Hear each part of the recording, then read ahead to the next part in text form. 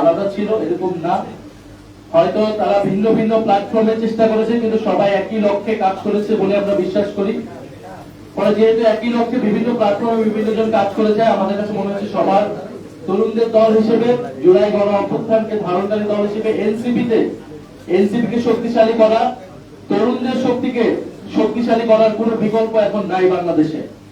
বাংলাদেশ এখন এই নির্বাচনের মধ্য দিয়ে যেভাবে গণভোটকে অস্বীকার করা হয়েছে, জনগণের জনরায়কে অস্বীকার করা হয়েছে, এবং যেভাবে চাঁদাবাজি, দুর্নীতি, সন্ত্রাস সারা দেশে ছেয়ে যাচ্ছে, এখানে আমাদেরকে একটি বিকল্প শক্তি গড়ে তুলতে হবে এবং বৈষম্যহীন গণতান্ত্রিক অন্তর্ভুক্তিমূলক বাংলাদেশের যে লড়াই গণ অভ্যুত্থান থেকে শুরু হয়েছে, সেই লড়াইকে আমাদের সম্পন্ন করতে হবে।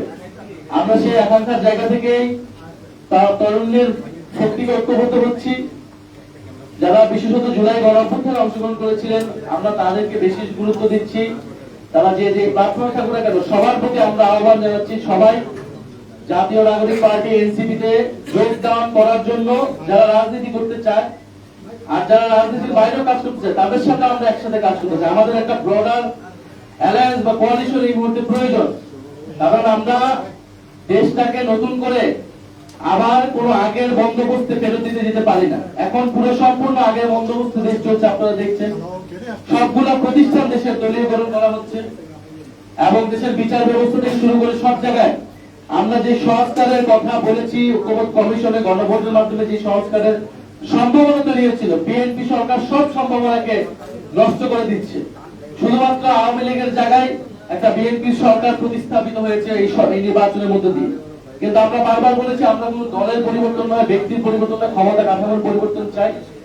বাংলাদেশের সার্বভৌমত্বের প্রশ্নে এদেশ মাথা উঁচু করে দাঁড়াবে, আধিপত্যবাদ প্রশ্ন মোকাবেলা করবে এবং বাংলাদেশে একটা অন্তর্ভুক্তিমূলক সকল ধর্ম, সকল মত, শ্রেণী পেশার মানুষকে সাথে নিয়ে একটা বৈষম্যহীন অর্থনৈতিক ব্যবস্থা আমরা গড়ে তুলতে চেয়েছিলাম। সেই লড়াইটা আমরা করেছি। এর মধ্যে দিয়ে নানান ধরনের মতবিরোধ হয়েছে, নানান ধরনের প্ল্যাটফর্ম, উদ্যোগ, তৎপরতা হয়েছে। আমরা যেগুলোকে সবকিছুকেই এর আগে আমরা এনসিপি থেকে বলেছি, এগুলোকে আমরা ইতিবাচক ভাবে দেখেছি। যখন জুলাই গণ অভ্যুত্থান থেকে এনসিপি হলো আর অনেকগুলো প্ল্যাটফর্ম হলো, আমরা বলেছি এগুলো ইতিবাচক, যে তরুণদের শক্তি যত বেশি রাজনীতিতে আসবে, যত বেশি সংগঠিত হবে, আমরা সেটাকে ইতিবাচক হিসেবেই দেখি। আজকে তাদের মনে হয়েছে, আমাদের মনে হয়েছে যে আমাদের উচিত আসলে একটা প্ল্যাটফর্মে কাজ করে, একসাথে কাজ করা। আমরা তাদেরকে সাধুবাদ জানাই, আমরা তাদেরকে সাদরে আজকে বরণ করে নিচ্ছি, গ্রহণ করে নিচ্ছি জাতীয় নাগরিক পার্টি এনসিপির ব্যানারে। আমরা সকলে মিলে এনসিপির হাতকে শক্তিশালী করব, এটাই আমাদের প্রত্যাশা। আমি আনুষ্ঠানিকভাবে নামগুলো পাঠ করছি, যারা আজকে আমাদের, আমি তো প্ল্যাটফর্ম বলেছি, নামগুলো আমি বলছি যারা আজকে আমাদের এখানে যুক্ত হচ্ছেন। আমাদের সাথে যুক্ত হচ্ছেন আলী হাসান জুনায়েদ, আপ বাংলাদেশের শীর্ষ নেতা। আলী হাসান জুনায়েদ আমাদের জুলাই গণ অভ্যুত্থানের একজন সহযোদ্ধা। রাফি সালমান রিফাত, উনিও আমাদের জুলাই গণ অভ্যুত্থানের একজন সহযোদ্ধা এবং আপ বাংলাদেশের শীর্ষ নেতা। শাহরিন সুলতানা ইরা। এরপরে আমাদের সাথে যুক্ত হচ্ছেন রিফাত রশিদ, বৈষম্যবিরোধীর বর্তমান শীর্ষ নেতা যিনি ছিলেন এবং জুলাই গণ অভ্যুত্থানে যার ভূমিকার কথা সারা দেশ জানে। আইমান রাহাত। আমাদের সাথে যুক্ত হচ্ছেন শাহাদাত হোসেন। আমাদের সাথে যুক্ত হচ্ছেন আমার বাংলাদেশ পার্টির ব্যারিস্টার সানি আব্দুল হক। আমাদের সাথে যুক্ত হচ্ছেন হাসান তানভীর, তানভীর আহমেদ কল্লোল, হাসিবাল ইসলাম, ঢাকা বিশ্ববিদ্যালয়ের ছাত্র এবং জুলাই গণ অভ্যুত্থানের অন্যতম সমন্বয়ক।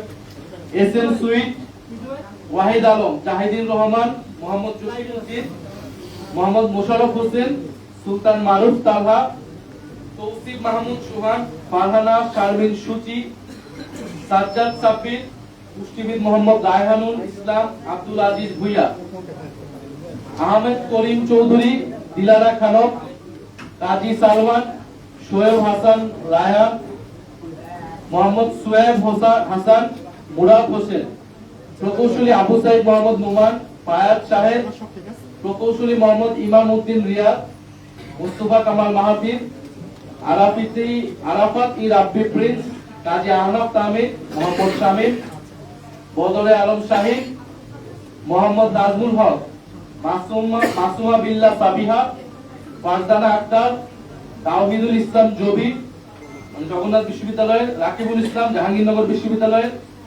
সাদাম মুক্তাসিম প্রান্তিক নর্থ সাউথ বিশ্ববিদ্যালয়ের মহিউদ্দিন হাসান, মোহাম্মদ নুরুল হাসান আল মাহমুদ। এখানে আপ বাংলাদেশের বেশিরভাগ নেতৃবৃন্দ আপ বাংলাদেশের, এছাড়াও স্বতন্ত্রভাবে বৈষম্য বিরোধী এবং এছাড়াও স্বতন্ত্রভাবে আরো কিছু ব্যক্তিবর্গ এখানে যুক্ত হয়েছে। আমাদের এখানে যারা আছেন তারা এনসিপিতে আনুষ্ঠানিকভাবে কেন্দ্রীয়ভাবে যুক্ত হচ্ছে। আমরা বিকালে প্রেস বিজ্ঞপ্তির মাধ্যমে কে কোন জায়গায় দায়িত্ব পালন করবেন সেটা আমরা জানিয়ে দিব আপনাদেরকে। এবং এছাড়াও আমাদের আপ বাংলাদেশ সহ আরো কিছু প্ল্যাটফর্মের তৃণমূল পর্যায়ে যারা জেলায় জেলায় কাজ করছে, তারা জেলায় জেলায় সবাই সারা দেশে একইভাবে যুক্ত হয়ে যাবে বৈষম্য বিরোধী আপ বাংলাদেশ, এবং তারপর তারা এনসিপির বিভিন্ন যে সংগঠন, অঙ্গ সংগঠন, সহযোগী সংগঠন অথবা মূল কমিটি, সেখানে তারা যুক্ত হবে। এই বিষয়ে যুক্ত হওয়ার বিষয়ে আমি আরো দু একটি কথা বলতে চাই।